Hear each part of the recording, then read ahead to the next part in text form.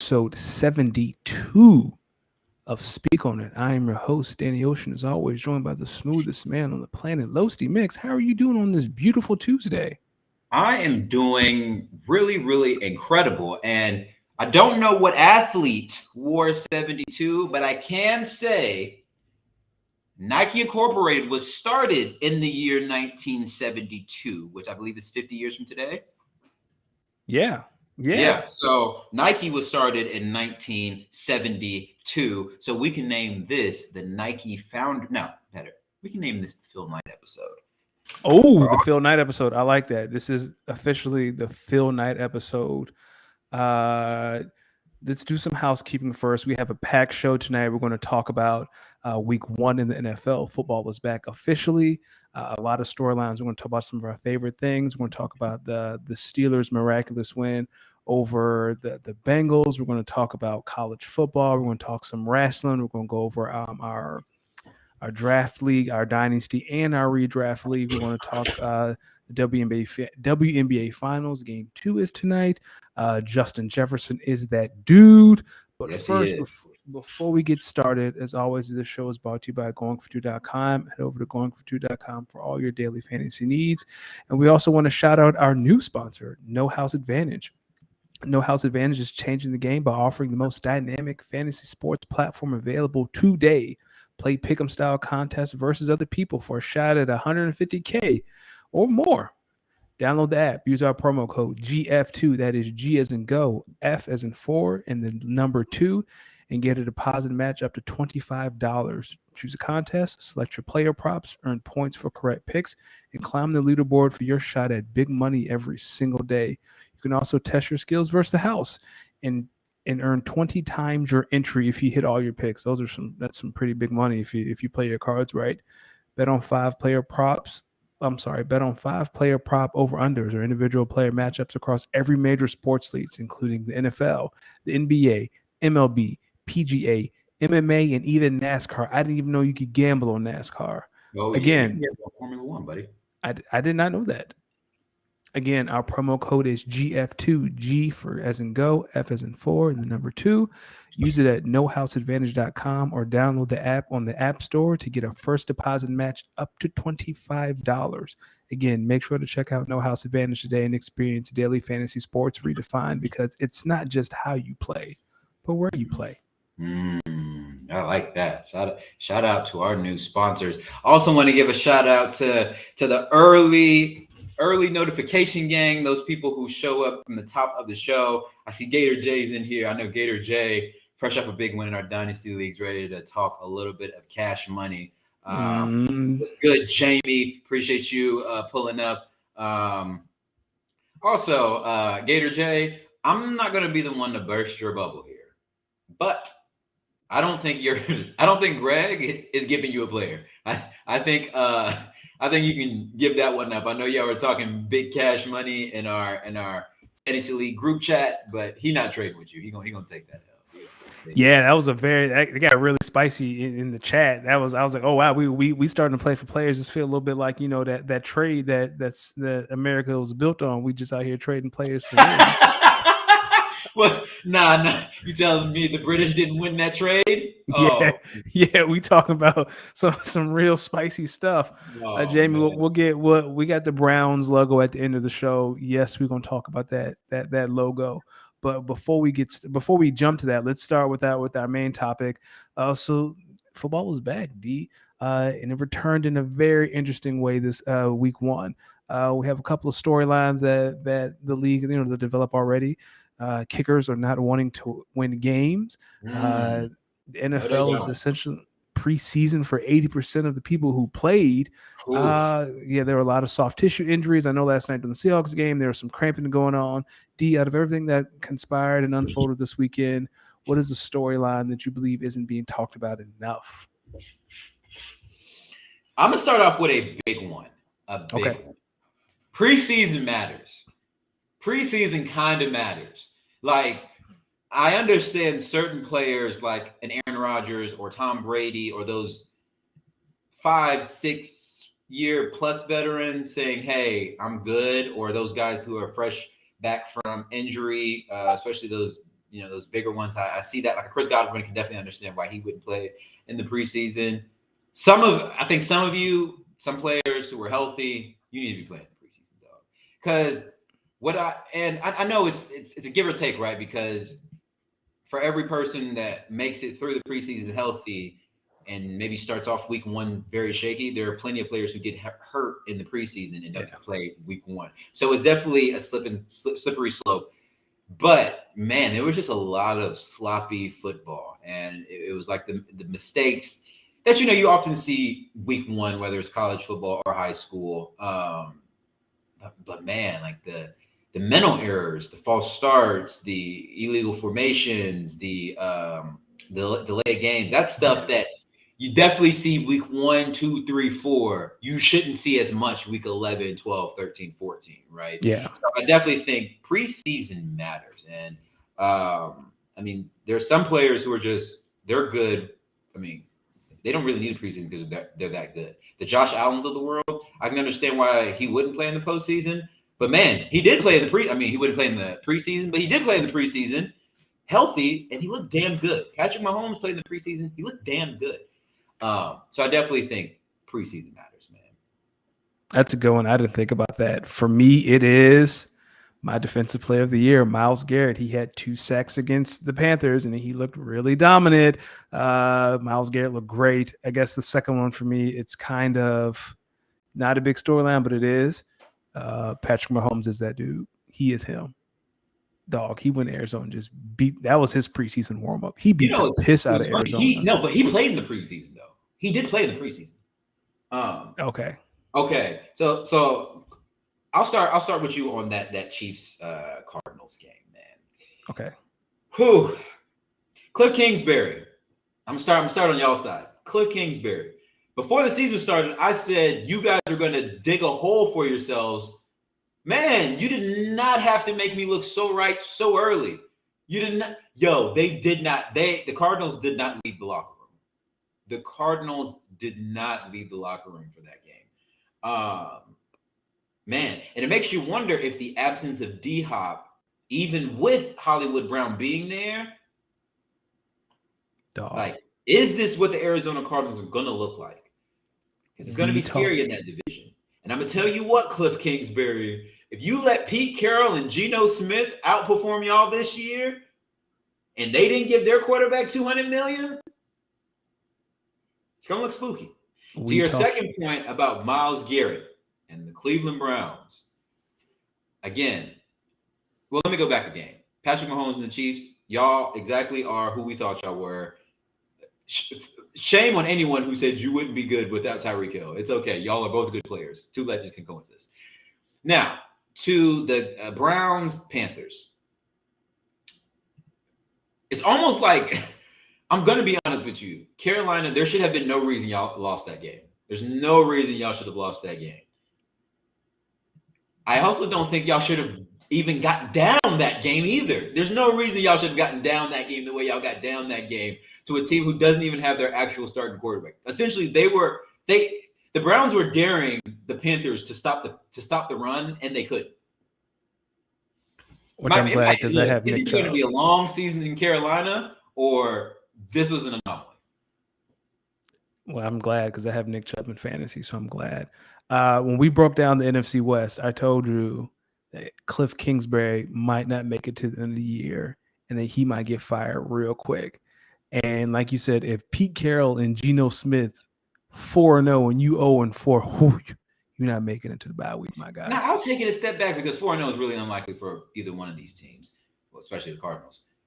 I'm going to tell you like this. Cliff, you better go, at worst, you better go 2-2. You better go 2-2, Cliff. You start out 1-3 or 0-4, it's spooky. It's spooky. In that division, when the 49ers may not be who we thought they were, when the Rams may not be who we thought they were potentially, even though I still think they're the class of that division, when maybe the Seahawks are a little bit better than who we thought they were, come on, man. I think on paper, if we just take away how folks look, on paper, this Cardinals team should be a good team. Let me ask you a question then. So here are the next 4 games. They're in Vegas to play the Raiders. Next three, because they're 0-1. Let's go next. Okay, their next three. So they're on the road in Vegas, then they're at home against the Rams, and then they are in Carolina. I think they can beat the Panthers. I don't know But about why the schedule makers hate the Cardinals like that? Yo, they started them off with two opponents from the same division that just so happens to be the best division in football. The only people who should be more upset at their first couple games are the Denver Broncos, because starting off in Seattle, that's nasty. That is nasty. Yo, how did you feel about that Falcons Saints game? Because that was hilarious. It's funny because I think if that was like a 4 p.m. game, there would have been way more. No, that was the one. Yeah, it was a 1 p.m. game, and there were so many 1 p.m. games, and it was the season opener. No one paid attention to that Falcons Saints game. Yo, the Falcons melted down. Dog. It was so Atlanta that, do you know the Atlanta head coach, Arthur Smith, I believe, has never beaten the Saints in Atlanta. Well, with clock management and decisions, it was like 4th and 1 or 2. You have Marcus Mariota. Like, if you get that first down, that's the game. You punt, dog. You have, like, just run a QB. Like, you don't trust your offensive line to get you a yard. Maybe it's funny because, rookie head coaches actually were undefeated this week. I think they were like 4-0. Really? That's very interesting. I think most of them were. Kyle's here, and what's up, Kyle? Kyle, do you know, were there any rookie head coaches that lost this week? I don't think so. What I'm basically trying to say is Nathaniel Hackett lost. I'm sorry, Nathaniel Hackett. So one rookie head coach lost their game, and Nathaniel Hackett. And I guess what I want to say is shout out to the rookie head coaches, and shout out to the rookie head coaches who knew time and clock management early. As you can see, Arthur Smith is in his second year, second or third year. It's his second year as a head coach. And he's still trying to learn it. You saw how that shit bit Nathaniel Hackett in the ass. Oh my God! You want to talk about it? We can talk about it. Let's talk about Nathaniel, because 2 hours ago he said, "Yeah, we should have went for it." Went for where? On that fourth down? Yeah. Nah, dog. Box me right now if I was in that locker room. Can we people? Okay. So if you watch the game, and for those who didn't know, yesterday it was maybe 4th and 5, 4th and 6. It was 4th and 5. 4th and 5. This team had already used 30 seconds of the final minute. Josh McDaniels lost 2, so that's 2 rookie head coaches. Thank you. Josh McDaniel was a head coach in Denver, though. Oh, talking about rookie this year. Rookie. Okay. Anyway. But so back to the Seahawks Broncos. So this is after the Broncos had used about half of that final minute just getting set. And if you're watching Peyton versus Eli, Peyton's losing his mind because so is Shannon. Yeah, like they will not call a timeout. Like they refuse to call this timeout. They finally do after they blow 30 seconds off the clock. So I'm already like, yo, what is going on here? These guys lined up to kick. They lined up to kick a NFL record-tying field goal instead of going for it on 4th down. Oh, man. Everyone in America was like, what the fuck? What the fuck? You do not have Justin Tucker. I know Brandon McManus has a strong leg, but you're not in Denver. Start there. You're not in Denver. So you have to have full faith that if you're going to kick it from 60 plus, you got to know your guy can make it. Oh, man. So do you want to know, I heard this interesting stat. McManus, like all his 50-plus yard field goals, and the majority of them have been at other stadiums. They have not been in Denver. They have been in other stadiums. It doesn't justify. That was a horrendous call. You're paying Russell $250 million. That's what he's there for. Mr. Unlimited should be able to give me 5 yards with 3 timeouts. Do you say the same thing to the Ravens last year, who were in a similar situation, a walk-off field goal from 60-plus in Detroit with Justin Tucker? That's Justin Tucker, right? Like that's saying, like, but Justin Tucker is the leg though. He ain't no scrub as a kicker. He's not. I just don't know if I have the same confidence in Brandon McManus that I have over the most accurate kicker in NFL history. Yeah, Justin Tucker is like the LeBron of kickers, like Heat LeBron, like prime LeBron. When I saw how much Justin Tucker was getting paid, I was like, yo, he might deserve more. He got slighted. Is that not cool though? Like as a kicker, you're so accurate that your organization knows they have to pay you. A position that kind of gets shoved in the closet because it's the kicker, and they're like, no, we know we have to pay you. So salute to Justin Tucker. Salute to having a good kicker. That's my other storyline from this week. Kickers. Oof, boy. Y'all show up to practice with one fucking thing to do. One fucking thing to do. And I know a few of y'all are very close to losing your jobs this week. I know a few of y'all went back to your respective stadiums this week and have been doing nothing but kicking all week. No, the Colts cut their kicker. Nothing. Oh man. The Colts cut their kicker today. So they did? Yeah, they cut the kid from Georgia with the glasses. I remember when he doing the national championship game. The Colts cut Rodrigo Blankenship? Yeah, they cut him. He missed. Yo, when you tie with the Texans, somebody got to pay. Somebody got to go. They didn't even win that game. Yeah, when you tie with the Texans, that's your ass. That is. They're not leaving. They're not leaving no room for error there. No, that's your ass. Oh man. All right, what else? Let's talk about some injuries. Let's talk about some injuries that happened. Okay, hold on. For the chat's kind of blown up. Just highlight some of the comments. Jamie said he predicted Myles Garrett would get 3, but Myles got 2. He's still on track to have 34 sacks this year. Gator said that Myles went to kill Baker. I believe that. I don't think anyone on that team likes Baker. Earlier this year, Gator said Pete Carroll to Arizona. He said that is still on track. Bam is saying James is MVP. Get out the chat with that foolishness. What else we got? What else we got? Gators bragging about his win. I want to say, I think it was who said it? Jamie here says, look how much they paying David Njoku, and they only threw him the ball once. Glad I put him on the bench. Listen, I be feeling the same. I've always wondered from a wide receiver standpoint, when you go to a team that runs the ball first, how do you validate them paying you the bag? Ask the Ravens. Like, ask a receiver on the Ravens. They don't get paid. They just get traded, unless you're Mark Andrews. But like, okay, let's talk about some injuries. We talk about the Ravens later. I got thoughts. All right, so let's talk about some injuries. So the Steelers are expecting to be without T.J. Watt. Meanwhile, Dallas is without Dak for 4 to 6 weeks. Jerry refuses to put him on IR. Jerry thinks he'll be back in 4 weeks. The 49ers are expecting Elijah Mitchell to be out with an MCL sprain. I believe he is out for 2 months. X-rays came back okay for Mac Jones. What do you think these injuries mean for teams hoping to go to the playoffs?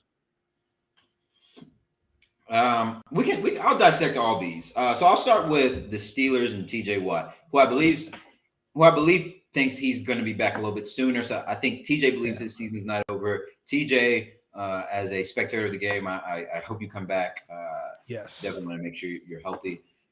Man, I think of all the teams that lost key players, I think Pittsburgh's going to be a little bit more okay. I think Pittsburgh as a whole, they have a pretty sound defense. I know the Bengals were kind of shooting themselves in the foot, but overall, I think the Steelers have a sound defense. So I think as long as, as long as, their coverage continues to hold up on the back end, hopefully they can start generating, instead of relying solely on TJ Watt, maybe you start seeing Cam Hayward maybe step up even more. And then hopefully someone else along that defensive line really kind of helps ease things out for Cam Hayward. So I think the Steelers are going to be okay. 49ers, another team I think is going to be okay. I mean, Elijah Mitchell, man, that's a very unfortunate. It's something about opening day starting running backs for the 49ers. They never seem to make it out. So Elijah Mitchell, really hope you're okay. I think they're going to be fine. They're probably going to start doing a little bit more of a running back by committee. I think the one thing that will help them out is if hopefully they're able to get Trey Lance and his passing game under control. I think that'll help them. I think a Kyle Shanahan offense without the ability to really take the top of the defense to play action pass, I mean, it's difficult when you make them one-dimensional. And I know that game was an anomaly because it was a rainy game, but when you make them one-dimensional, it's hard for that run game to be effective. Mac Jones, Listen, man, I'm just going to call that first game an anomaly. Not y'all losing to Miami, saying Mac Jones looking that way. Mac Jones is a good quarterback. I definitely think the Patriots need to get him better receiver help. Glad he's okay. Mac, it's going to be a long season for you, buddy. It might be a long season for you. The most devastating injury, I would probably say, of all teams, I think we both can agree, Dak Prescott and the Dallas Cowboys. A couple interesting things and a couple things I thought were funny, just not because of the situation, more of how this information was relayed. Let's start with Jerry Jones. I don't know if you saw, but right after that game, Jerry Jones went and talked to the media. He basically told the media, yeah, that we're going to be without Dak for a little bit of time. We expect him back about 4 weeks or so, 4 to 6 weeks. But he was very adamant on that 4 weeks. Very adamant on them 4 weeks. So then, of course, the report that you're referring to comes out and it says Cowboys refuse to put Dak Prescott on IR. And I'm sitting there like, dog, the signs was there. If y'all saw Jerry Jones' face when he told the media 4 to 6 weeks, Dak, this is what Jerry said. I paid this man almost $200 million. You and that thumb is going to figure some shit out in 4 weeks. We're not going to keep doing this. Nope. We got a young CD who we don't have to pay yet. We don't know what we're going to do about Zeke. And we got a whole lot of good defensive players who think they should be paid too. Dak, get that damn thumb, put it in some ice, put a screw in it.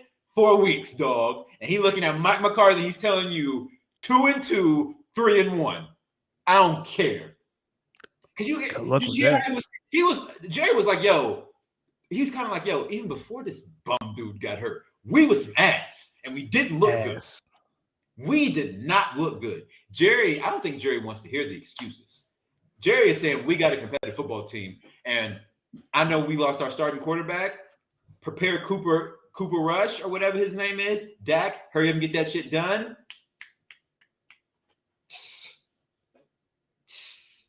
Hey, man. Which is funny because when this is the thumb on his throwing hand, and when you look at similar injuries to quarterbacks over the last couple of years, which I think is what Kyle is alluding to in the chat. Yes. When people say 4 to 6 weeks, a lot of people are erring on the 6 weeks. Like you want mobility back, you want him to feel good, you want him to have that full range of motion when he throws the ball. That would land him, I think, around week 10 because I think they have a week 9 bye or something like that. Yeah, something like that. And let me tell you something. Dak will come back week 10 if the Cowboys are doing okay and they have a fighting chance to win the division later on. But let the Cowboys be in some heat, in some hot water around Which they will be. Week 8, around that 4-week mark. They will be. One quick note, Gator said, what about Najee? Najee did hurt his foot, but Najee said he expects to play against the Pats on Sunday. Okay. Speaking of Najee, so I have Najee Harris in one of my redraft leagues, and it's a redraft league that I want to win badly. Like this is one of the leagues where like I want to win badly just so I can talk my shit in this league. And it's a really good team on paper. That's the roster that has Patrick Mahomes and Travis Kelce. Yes. More at the wide receiver position. Najee was my first round pick. Dude. Yes. So this is why I'm a little bit hesitant on Najee. Because I remember reading in the preseason camp that his initial foot injury was a lips frank injury, which that's a tough injury. Which is what ETN had last year. And I can tell you just based off of my knowledge, not my sports injury knowledge, but my knowledge of seeing players get hurt with a lips frank injury, normally that does not go away. And normally it gets to a certain period of time where they put them on IR or set them for the season. When he went down yesterday, when he went down on Sunday, I was like, dog, no way that every year my first round running back just gets hurt. So I know he said he's healthy and that he's feeling good. I'm gonna knock on some wood. I'm really hoping that he's okay. I know football players play through a lot of pain, so hopefully this isn't nothing terrible. But I got my eye on Najee, and in this league, I think I'm gonna go ahead and try to scoop up. I'm gonna scoop up Najee. Yep. So Jamie, speaking of which, so Jamie Parag in the chat says, if you wanted to win that league so bad, you shouldn't have drafted Najee with your first round pick. Well, I had pick 8, and this was a snake draft. This is a redraft league. My second round pick was Travis Kelsey because I wanted to do the elite quarterback and dynamic wide receiver stack. So I went Najee with my first round pick because I wanted to make sure I had a solid RB1. Which, looking back on it, Saquon Barkley was there, and I didn't take him. But I'm not crazy. I'm not going to regret taking Najee over Saquon because I think most people would. Bam asks, is there any space for Jimmy G in Dallas? Hell no. Listen, if Dallas reaches out to you to talk about backup quarterbacks, I will try to take as much as I can because you could fleece Jerry. I feel like Jerry is so desperate. You could fleece the hell out of him. So here's my thing. I think he's going. I don't think there's any room or any space in Dallas for Jimmy G because I think there's a perfect space for him under center in San Francisco. And I'm gonna just say this: it would not surprise me if maybe by week 5, 6, or 7, the 49ers are in a position where they're really considering restarting Jimmy G again. Ooh, that's an indictment on Shanahan. Well, actually, no, Shanahan did not want Trey Lance. Shanahan wanted Mac Jones. Did you read that? I think it's on the Athletic. There was a piece about like how the organization pretty much made Kyle Shanahan take Trey Lance. He wanted, which is funny because if you think about the quarterback Jimmy G is, and you think about the quarterback Mac Jones is, I completely see why. I completely see why. Game management, need them to make the throws that they need to make. Not the big, just the throws they need to make. It just okay. You want to shift to college football real quick? Yeah, man, let's do it. All right, so this week it was really entertaining in college football. Notre Dame is 0-2. Get them the fuck out of here. We'll see you next year. Enjoy the rest of your season. See you in the Valero Bowl. Alabama won a nail biter and a true challenge in Austin against Texas. And Kentucky beat Florida at Florida. Josh Richardson's Heisman campaign lasted exactly 1 week. D, which program this week made the biggest statement in college football on their resume? I don't know. Well, I think they're going to have a resume every year because they always need that resume. But I think it's Alabama, yo. So I've been looking back at some of these big non-conference games that Alabama has been playing, and they play a lot of them on neutral sites. Yeah. So while we do need to give Alabama a lot of credit for playing good non-conference opponents, I did not kind of realize how many they play on neutral sites. And to see them go to a very hostile environment in a stadium that is comparable to their own outside of the SEC for a big game, man. And I was, to be honest with you, I was impressed at the stature of the team. I think you can use that game in a way as a microcosm of the two programs and where they are. You clearly see that Steve Sarkisian, right? Steve Sarkisian is building something in Texas. I think Texas is going to be. I think Steve Sarkisian in Texas let Bama know shit is not going to be sweet when we come to the SEC. Shit is not going to be sweet, which, okay, I like that. I think the message that Bama sent to not only Texas, but I think to all the schools in the countries, particularly Georgia, particularly Ohio State, maybe some of these other other Power 5 schools that maybe are going to be contending later in the year, we are still the big dogs, and we can still go anywhere, play anyone, and beat you straight up. That was a really impressive game. I think that's going to be a very big nod on Bryce Young's Heisman finalist campaign. Yeah. I mean, to go into to Austin, very hostile environment. Your team's down. Receivers were making a lot of mental mistakes. They were running wrong routes. They were dropping passes. To pull out a win the way they did, I mean, be honest with you, fuck the line. That line was disrespectful. That line was disrespectful because it's Bama. A true road game like that is hard. Yeah. And if I'm going to give them credit, I also want to give credit to Appalachian State. It's if Bama can walk into a Texas stadium where over 100,000 people can win and get my respect, Appalachian State really should get just as much respect, maybe if not a little bit more, because they went into a top 10 team as a group of 5 team and beat a top 10 team in their place. I know everyone's going to say, yeah, this is A&M, and they're always bound to give you one bad loss a year.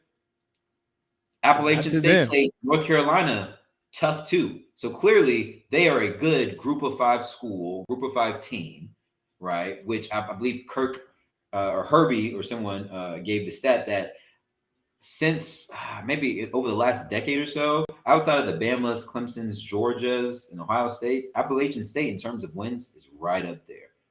Right up there. Hey man, shout out to the Sun Belt. What about you? Who do you think? For me, and I always fall. This is the banana in the tailpipe. USC, man. USC looks. They looked amazing Saturday night. Again, it's Stanford. I understand, but the efficiency of that offense. Lincoln Riley has a well-oiled machine at USC already. I'm excited to see USC get into the college football playoff as the 4 seed and get stomped in the first round. But for right now, I'm going to enjoy USC football being back. And I will say, like I read earlier, Notre Dame is out of here. Okay. Sorry, guys. Not So sorry. I'm sorry. I definitely agree with you on Notre Dame officially being out. I will say, don't count out the Utah Utes. Okay.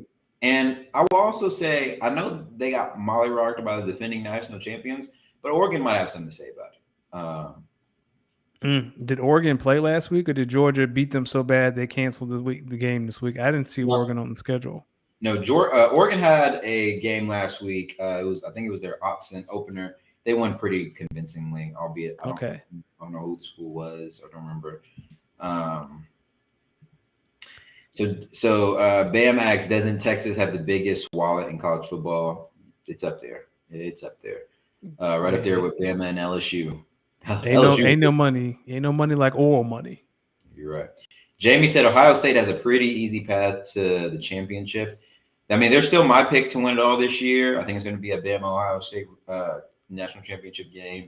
I think it's going to be probably a battle of the 2 number 1 overall picks, or the top 2 picks in next year's draft. Excuse me, it's a better way of saying it. So I can definitely see that. Bam also said Texas might be stealing Bama's recruits with the NILs. Oh yes, Oh yeah. yeah. I think someone was telling me that. Well, I don't want to. Actually, I'm not going to put numbers out there, but I can tell you the start. I believe I heard a rumor that the starting lineup of the Oregon, I mean the Texas offensive line, they're making probably a lot more money than some of us. Good. Make the big uglies get that money. Speaking of Texas, let's go into these quick hits. So the Texas QB gets hurt. Drew Brees tweets this wild ass. He put on Oh Instagram. my He gosh, essentially said, "Hey yo, shoot him with some painkillers, send him back out there." D, is that CTE hitting Drew? yo, Greg Williams, did you pay someone to hit Drew Brees during the hit gate, Mountie gate? Yeah, in Because practice. this was ridiculous. I read this and I was like, Drew, what? I was like, wait a minute, Drew, didn't you hurt your shoulder? Yes, he did. But then I remember that was the playoff game when he was kind of noodle armed too, because he probably was out there trying to throw on a bad shoulder. Yeah, When that's what yours, let I him. hope you're okay. I definitely wish I would have seen the rest of that Texas Bama game with Quinn Ewers in it. I don't know if the outcome would have been different.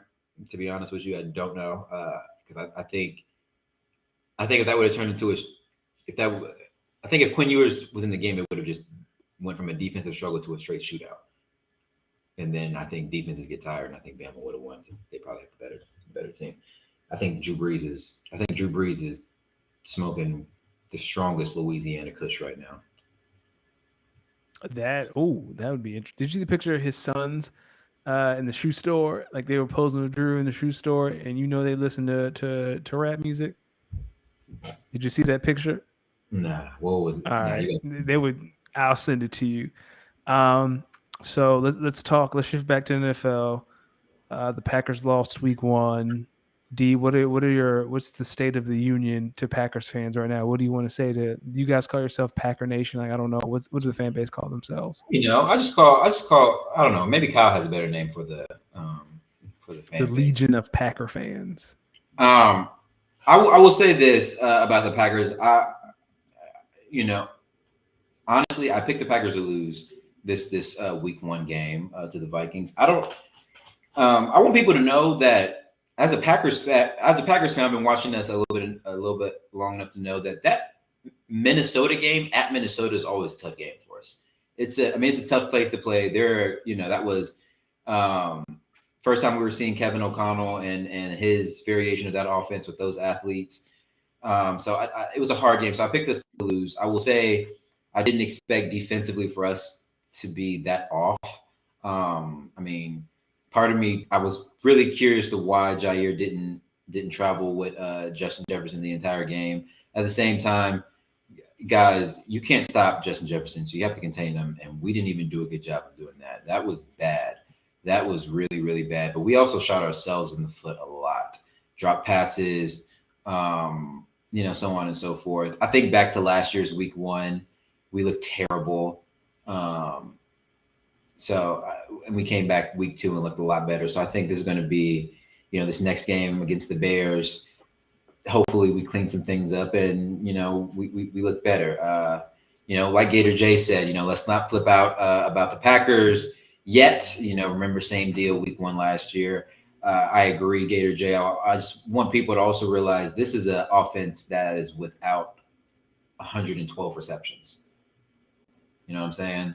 So how the ball distribution looks is different. I will say though, some high points, and Kyle, let me know. I know you're in here. Some high points in the game. The high points in the game when Aaron started distributing the ball evenly, and we were mixing in the run with the pass. We looked really good, and that was probably our best drive of the game, which I think may have been the one we scored on. That had me thinking, okay, when Aaron has trust in the rest of our receivers, we don't look bad. They don't look bad. But the Vikings were the better team. I don't know if I agree with Kyle with they're the better team, but they were the better team on Sunday. But I do agree with his second part of that sentence, where he says the Packers have a couple months to get better for the rematch. I agree. But I would say in the course of the right now, I think Rodgers and his offense and the defense, they have about 3 weeks in terms of the playoffs. I think these next 3 games, 2-1, we can't start off 1-3. 2-2 is where we need to start. Yeah, I agree. One completely random off the rails conversation that will be very interesting to this crowd. Kyle said that Drew Brees is essentially a poor man's Favre. So today I read a story about Brett Favre conspiring with the then governor of Mississippi to use federal funds that were given to help underrepresented communities or communities that needed help to build a new volleyball stadium for the University of Southern Mississippi where his daughter played, and they did it via text. If you have not read that story, go onto Twitter, search Brett Favre. I believe it's by a local Mississippi paper. They have text messages, and they kind of break down how Brett Favre, the then governor of Mississippi, and then some lady who is with a nonprofit, used federal money to help build a gym at that, I believe, Southern Miss, where his daughter played volleyball. It is a fascinating story and just an absolute masterclass on corruption. Do not commit crimes with checks and do not commit crimes over text. So Brett Favre is about to go to jail. Brett Favre not going to jail. The lady who ran the nonprofit did a plea deal, and she has flipped on Favre and that governor. And I believe now she's either testified or testifying against them. Like Brett has not been charged with anything. So right now, part of her plea deal is kind of to explain what happened, like what did we do, what conspired. Here are some messages. Brett hasn't been charged yet. I'm assuming he will be. No one escapes the feds, but don't commit crimes with checks. Don't Jesse commit. Smollett. Listen, for those of you who did not watch The Wire, there's a reason Marlowe only did business face to face. There's a reason Marlowe never talked on the phone. Brett, man. See, this why Roger was always better than me. That's why Roger was always better. You know what I'm saying? You know what I'm saying? Brett, that's shady. That's shady. Yo, That is I like mad these. shady. So I guess while we were talking about Brett and his corrupt ways, speaking of Packers, current Packers, so Gator J also mentioned that Alan Lazard was not out there. Kyle was chatting about the running backs. He mentioned that both AJ Dillon and Aaron Jones look good as runners and pass catchers, and he also said the O line really missed both Bakhtiari and Jenkins. Even just getting one back is huge. I agree. We definitely need our big guys up front. The dude who was playing right guard, Kyle, I think he should not be playing NFL football, by the way. Gator J also said if Christian Watson would have caught that first pass, Green Bay would be looked at completely different. Yeah. I agree with that, Gator J. I also look out Sunday night if the first play is not the same exact one or close to it. And he also said nothing goes on paper. Yes. That's right, Gator. Do not commit crimes with checks. Danny, while we're in the realm of our favorite NFL teams, why don't you give me a little bit of state of the union on the Eagles after a week 1 victory that was impressive, yet a little bit scary? Yeah, let's talk about a team that won on Sunday. Yeah, I'm a little concerned. Like that defense, like 38 points should be more than enough to beat the Detroit Lions. Like 38, you should be cruising to victory, not choke Jonathan Gannon in this soft ass zone. You have Darius Slay. You have corners that you can press, you can blitz, like you can mix it up. Oh my, like the Lions, and I know the Lions played hard last year against the 49ers and had a similar outcome. This is before they realized they were the Lions, but 38 points should be more than enough. I read a stat that when Jordan Davis was on the field, the Lions averaged 2 yards a carry. When Jordan Davis was off the field, they averaged 10. We making this a whole lot harder than it has to be. Put Jordan Davis on the field. Don't be afraid to play press man. Trust that your defensive ends to get home, even though Derek Barnett has torn his ACL and is out for the year. So what was a strength is now certainly becoming a weakness in Philadelphia. That's the defensive line. JPP is still out there. You got signed Jason Pierre-Paul? No, but he's a free agent right now. Like, I don't know what Howie's waiting for. Like, yo, go get Jason Pierre-Paul, an experienced pass rusher, to help this pass rush. Because I think there was one sack, and Fletcher Cox got the sack, and it was a fluke because it was a bad snap. Like, this team needs to get pressure and hope so Gannon can play press man. Other than that, offense looked great. Jalen ran a little bit too much for my liking. I really wish he'd watched some Russell Wilson tape on how to run properly. Even though the Lions were the Lions, there were some cheap shots that were called. Jalen just has to do a better job protecting himself because he's not going to last 17 games running like that and getting hit like that. I know he thinks he's Cam Newton, but hey, man, look at Kyler Murray. Kyler Murray don't take hits. He makes business decisions all the time. Make those business decisions. And to your Cam Newton point, just really quickly, please, people, I need y'all to really go back and watch Cam Newton tape. When I tell you that man is different, he different. He put Auburn on his back and led them to a national championship. He sent Chip Kelly to the NFL. Like that was Chip Kelly's last time Chip Kelly was good at his job. Cam Newton sent him home. Go ahead. I'm sorry, I didn't mean to interrupt you. No, that was it. That was AJ Brown is who I thought he was. AJ Brown is that dude. What do you say to the people who are a little concerned on Devontae Smith's lack of catches? That is me because I have Devontae in a lot of leagues. I say it's going to be an ebb and flow. I think now that AJ has broken out and shown that he and Jalen have that chemistry, you'll probably see like they played Minnesota Monday night. I wouldn't be shocked if you saw the safety kind of shade over to AJ's side, which leaves more opportunities for Devontae in Dallas. Devontae got like 2 targets. One was knocked down at the line of scrimmage, and I think Jalen was inaccurate on the second one.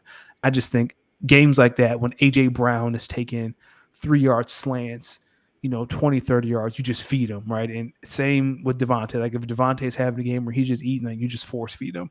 So I'm not too concerned about that just yet. They play Monday night. I hope Devontae can get involved. Other than that, teams run the ball like they did last year. I'm excited. Is this game at home or on the road? It's at home. It's Monday night home opener against Minnesota. ABC 8:30 because I think Tennessee and Buffalo have 7:15 on ESPN. Yeah. So, what were your thoughts yesterday on the debut of Troy and Joe Buck on Monday Night Football? There are very few commentary teams where both people are good at their jobs. I know people give Troy Aikman a lot of crap, and I have too, especially when he does Cowboy games. Like you can hear him gargling Jerry's nuts in the background. But all in all, like when it's not the Cowboys, Joe is excellent. Joe's the best broadcaster in the game across the board. Second to only person closer to him is Gus Johnson. To me, I really like Gus Johnson. But when Troy's not, don't forget about my man Tony Romo though. Tony Romo too. You know who I really like, and people hate him. I like Chris Collinsworth. Like Chris Collinsworth is funny. He's knowledgeable, and he gets the bag because NBC uses PFF, and guess who owns PFF? Chris Collinsworth. I know that. I did not know that. Yeah, Chris Collinsworth is an owner of PFF. Yeah. Well, I've always liked Chris Collinsworth. I met him in person too. It's a cool dude. Oh, really? Yeah, I shook his hand. Said I couldn't wait for the season. It was at track meet. I think he had family running. Now, one person I do not like in the broadcast booth is Mike Tirico. You're bugging. Dog, Mike Tirico's a little annoying. If you know the history of Mike Tirico and some stories about Mike Tirico, you'd understand where I'm coming from. Like Mike Tirico does not consider himself black. I believe Mike Tirico considers himself Italian. And I was like, yo, put yourself beside Tony Soprano, and that'll tell you everything you like. Go to Tony Soprano's house, say I'm here to pick up your daughter, and I'll let you all you need to know about what race you are.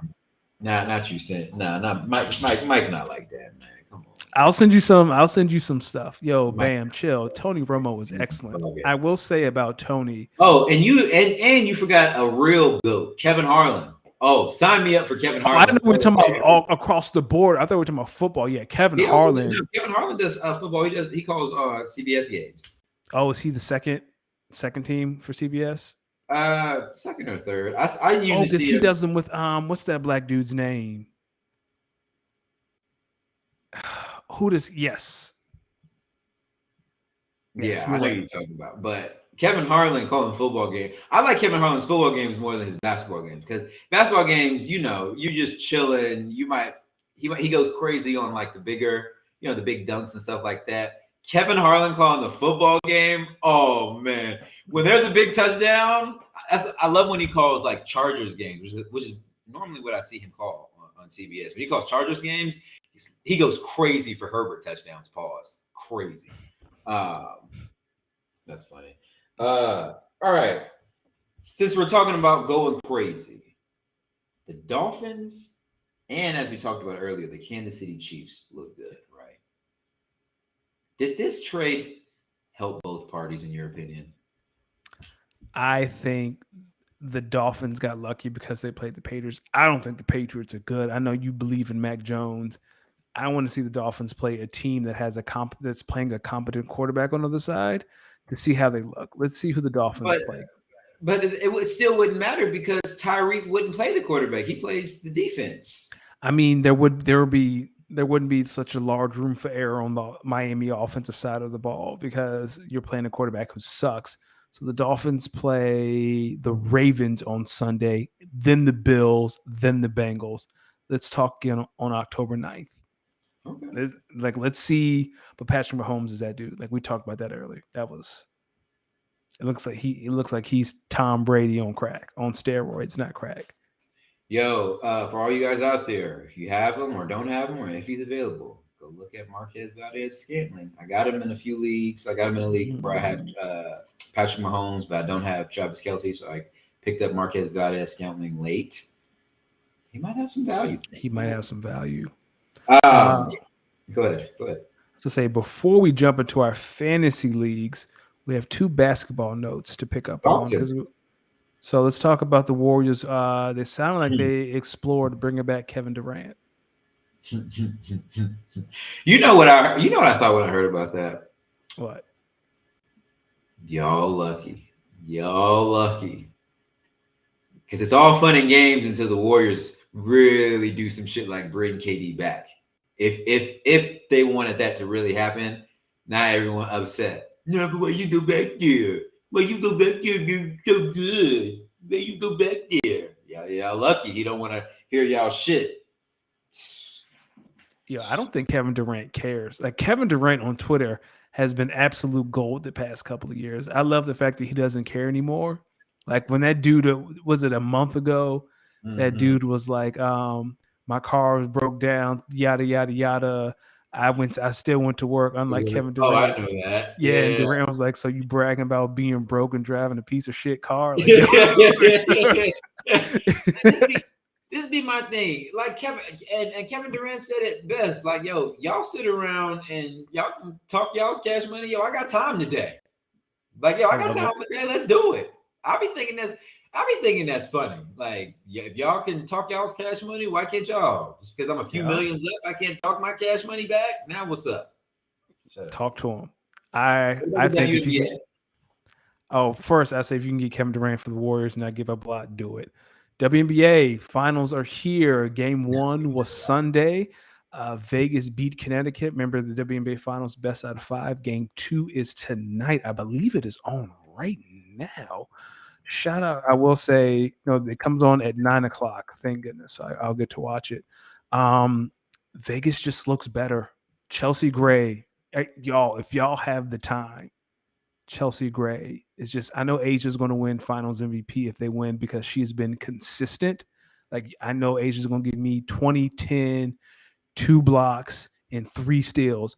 But I know when I need a bucket, give Chelsea Gray the ball, get out of her way, and she gonna get you a bucket. Aces, yeah, I think the Aces come back and win. Not come back. I think the Aces win tonight. Go up 2-0, lose one in Connecticut, come home, close it at home. Vegas is just the better team. Tonight at 9 o'clock, if you guys have the time. I got the time. I'm 9 o'clock Eastern. So wherever you are in the world, 9 o'clock Eastern okay. I'm gonna be on there. ESPN. And I will say my last thing about the NBA Finals. Whoever scheduled game one during the afternoon of week one in the NFL, you can go to hell. That's nasty. That's nasty. And then game three is Thursday night when the Chargers and Chiefs play. Who is doing this? Why not put it on Friday night? I don't know. They play tonight and then they play Thursday night. And Friday then I night's believe, college football. yeah. And then I believe the game after that, is it on Sunday? Yeah. Sunday. Like, what are we doing? That's not good scheduling. Not good scheduling. Before we get into fantasy, Jamie had a note that said he asked if we follow boxing. Yes, I know Triple G and Alvarez is this weekend, so he says take the prop bet on a decision to end the fight 100%. I might do that. That's not a bad one. Bam also said that Lamar Jackson is going to be going the Kirk Cousins route and will be getting a bag from someone. Dog, let me tell you this. Don't put Lamar Jackson on the free agency market. Yeah, if there's an inkling that Lamar wants out or that he's going to be a free agent, don't you worry. Don't you worry, Bam. Howie Roseman will be there to say, hey, we love us a colored quarterback that can run and throw. Howie Roseman. Boy. Howie Roseman going to be there. And fucking, what's his name? Every team that does not have Patrick Mahomes, Justin Herbert, Josh Allen, or Aaron Rodgers will be there. What's the GM of the 49ers? He gonna be calling especially. Oh yeah, Kyle. But Kyle ain't got none. Kyle give everything for Trey. Who do you think they're gonna be shipping out for Lamar? Hey man, listen. Howie, give up Jalen and those 2 first-round picks for Lamar. That'd be it. That's a wrap. That's it. Give me Lamar. Let's talk a little fantasy before we get out of here, man. All right, let's do it.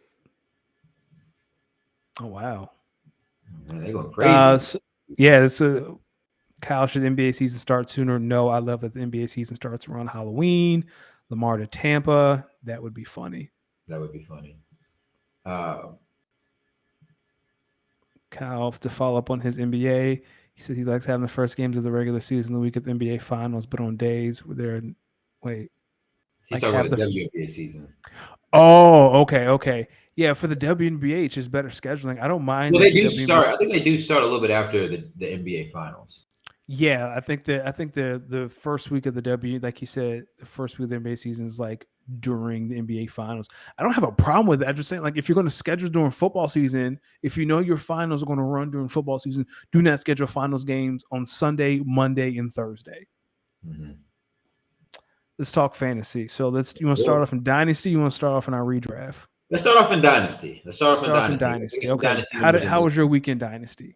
Oh man. Oh man. My week in Dynasty was good. Man, I will say first and foremost, being that this is the largest roster in terms of fantasy that I've ever had to start on a weekly basis, with there being 11 people. So I really, really enjoyed the versatility of points. And, as I was looking across the league at people scoring, I was very, very happy with seeing, specifically like IDPs scoring people good points, like, 12, 15 points. I'm looking at that. I'm like, see, that's why we have that in this league, and we have two of them, so people were able to get some versatility. I was really enjoying the versatility of rosters with people utilizing those last 5 slots for the 3 flex and the 2 independent players. I like people's versatility and what they're thinking and how they're building things out. So I will say I won big time. I believe I played Bam this week. I think he's crying in the chat right now. Yeah, Bam. Yeah, buddy. I won 140.02 to 105.6. Oh, Jesus. So I want to give some, while we're here, let's give some shout outs to the folks in the from the league that did pretty good this week. So team of the week, I think that's PJ, right? That's PJ. That I'm Cali here. kid is the name of his team, but I think it's Yeah. PJ's. Bam was the worst team of the week. Just off the stats. That's unfortunate. Let's see. It says right here that Kyle was the least efficient manager. So Kyle, they're basically saying to score or make sure you're putting the best team out there. Let's see. Bam, your team. It says here that you were the biggest underachiever this week. That's mad disrespectful. No, it's mad disrespectful. But no, shout out to this league. There was a lot of good games this week. Looking forward to week 2. What about your team? How'd it go? Gator J won too, so props to Gator J. I lost. Okay. I was a victim of the Cam Akers donut and the Devontae Smith donut. Other than that, Josh Allen did well, Javonte Williams did well, Mike Evans did well. Yeah, like my starters, there's a little tweaking I can do. Juju got hurt. Alan Lazard is out. I'm banking on Allen to have a decent season. There's a little tweaking I need to do, but the biggest question is, do I keep with Cam Akers and hope that he bounces back, or is it time to make a move?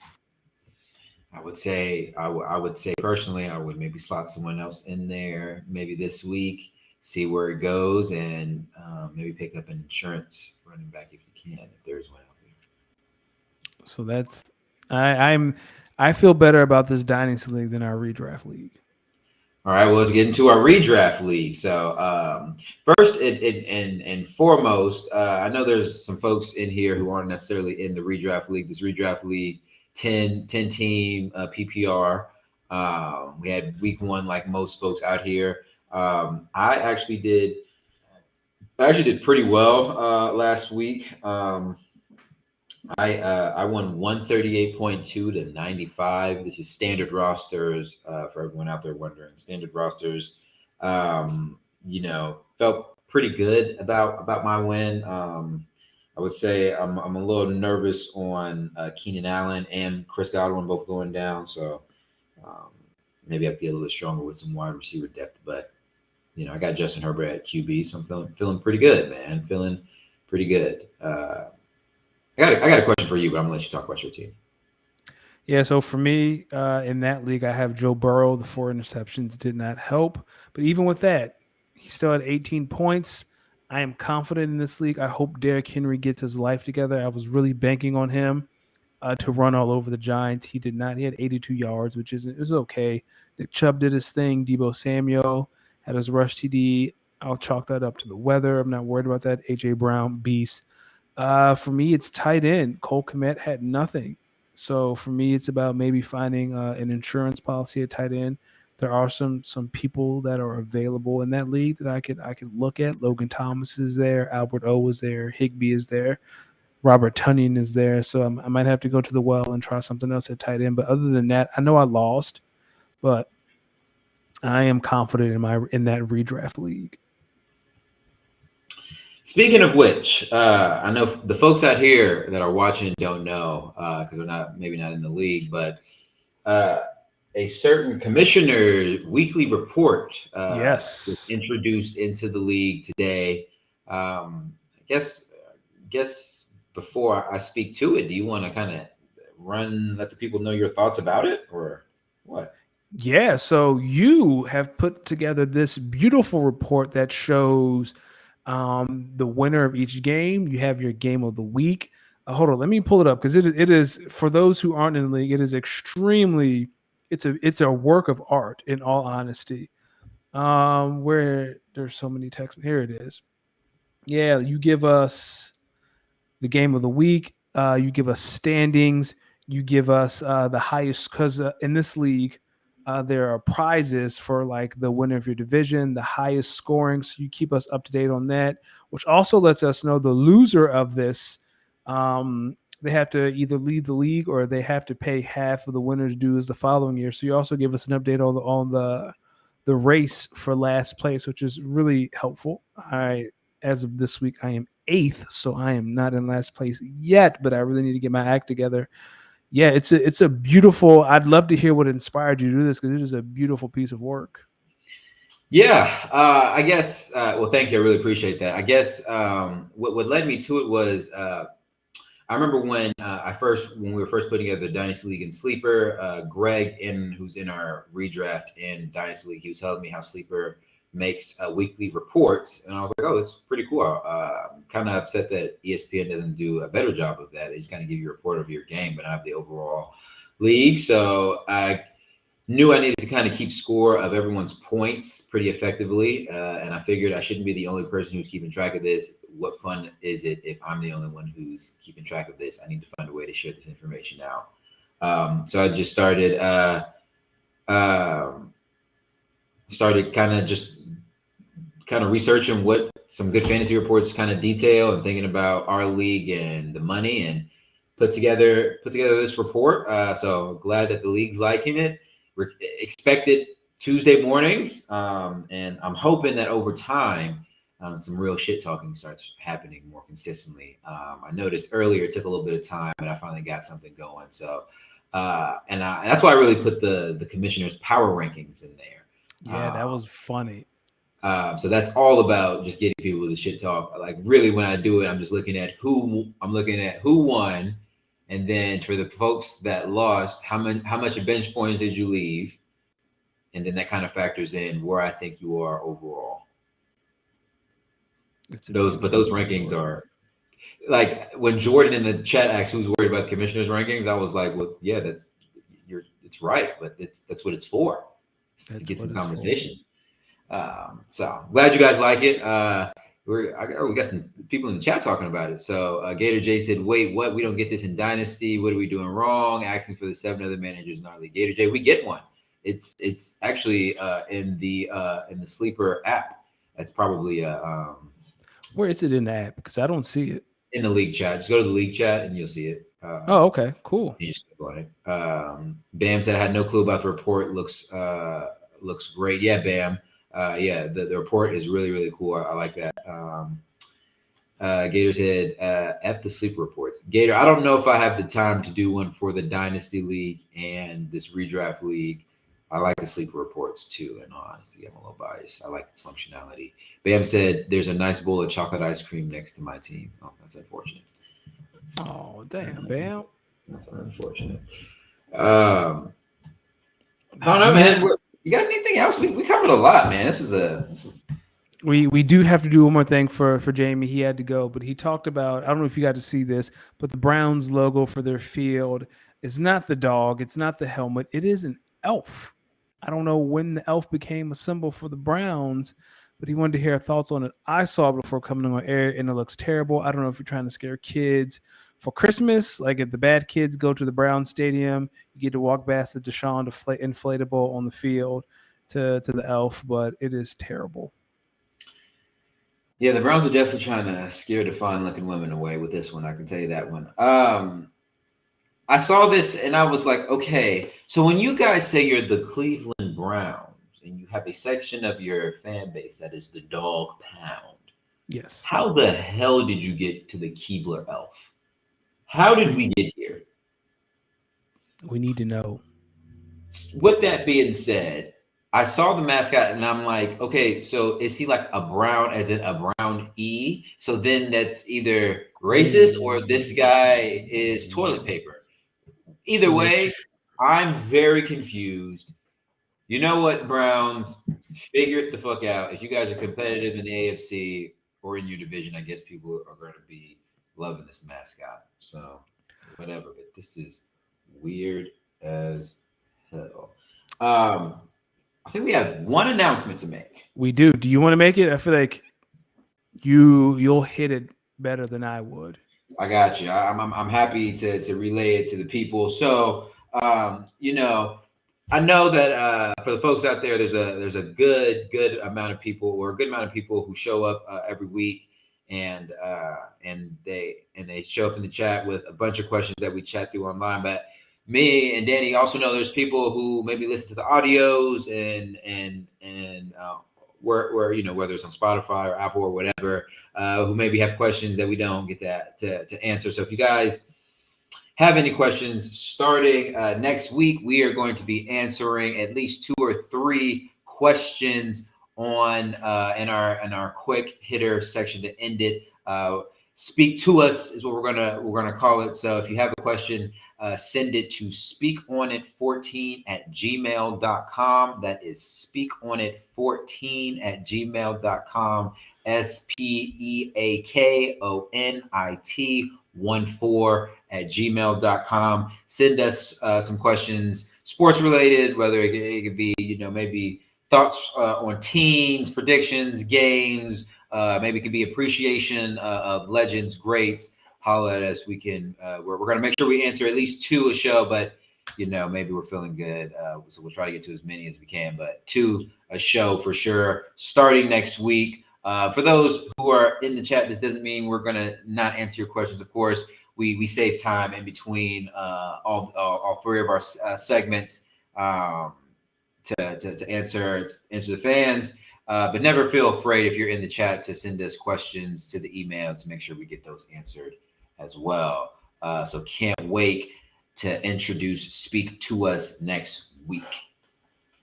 It'd be great. Please, please, please send us your questions. I got a question. I'm gonna send it to the email. Okay, you gonna start sending questions? No, I'm gonna send one to just butter us up, just make sure we Okay. track. Also, people, before we get out of here, NASCAR questions incoming. All right, I've been watching Formula One, so I know a little bit about cars. Not NASCAR cars, but I know a little bit of cars. Shout out to my Formula One fans out here. Max Verstappen is looking absolutely unstoppable as a Mercedes fan. This is ridiculous, but whatever. Last thing before we get out of here, make sure you guys are hitting us with the follows on Instagram and Twitter. That's speakonit_pod. Make sure you guys are commenting wherever you're hearing this on audio platforms. Make sure you're showing love to the Going for Two network. And make sure you follow both of us on our social medias as well. I'm Los Demix. That's LOSDEEMIX on Instagram and Twitter. Danny? I can't believe Bam said he was going to use our account for Brazzers. Send the fire, Jesus. You can find me on the Bird app, Danny Ocean 41. Comment, link, connect. Eagles football is back, so you'll probably see me having some sort of meltdown every single Saturday. You'll see me having a meltdown on Monday because Justin Jefferson, I am not confident at all. Yo, okay. Last question before we get out of here. When a big play happens against your defense, what's your go-to reaction? Where do you find yourself doing? Fire Jonathan Gannon. Fire Gannon. That's it. That's Now, the but like, now, what's your like? I'm talking about your fit. Like, say you sitting there you watching your team, and yep. Justin Jefferson just catches like a 56-yard touchdown easily on your team. Like, what have you seen as your go-to response to your team? Defeat. Like I'll sigh and like hunch over and just just So how about despair. I found myself like low key falling out my chair Oh like no, 3 times. you not falling out your chair, fan. Nah, like Justin Jefferson caught the big pass, and I'm just like, come on, man, come on, man. Then see, he think I'm playing. And then what was the one? There was like he caught one crossing route and took it like 50 yards, and I was like, come That's the on, one he did on how do you say his name, Jair? yeah, Alexander. Yeah, I saw the 22 on that. I was like, oof. Like if he could do that to one of the best corners in the league, like Darius Slay is a dog. You right, Bam. But it's going man. Get the pass interference call, man. Defensive holding is better than a 40-yard catch. You're right. Danny, hope you have a great week. To the people out here, thank you guys always for pulling up, showing Absolutely. love. Make sure you guys hit us with those questions. Speak on it 14@gmail.com. We will be back next week. Danny, I got us a little something to get out to. Okay. Shoot, man. You know what? Oh, rest in peace to P&B Rock. Rest in peace to PNB Rock. Uh, you know what? Speaking of which, I got us a little PNB Rock to get us out of here. Shout out PNB Rock. Um, Jeez. Gator said over on the on Danny TVs. TVs are too expensive. The over is at the line is at 1 and it's under. I ain't breaking no TVs. I ain't that crazy. Wait, is that again? So Danny in the chat said over under on Danny TVs this year. I'm not breaking my TV at all. Don't do it, my brother. All right, we're gonna get out of here to one of my favorite songs that PNB Rock's on. It's called "She Ready." It's him and Lil Yachty. R.I.P. Yeah. man. All right, we Hey out. man, we got to stop with the gun violence, people. Yeah, for real.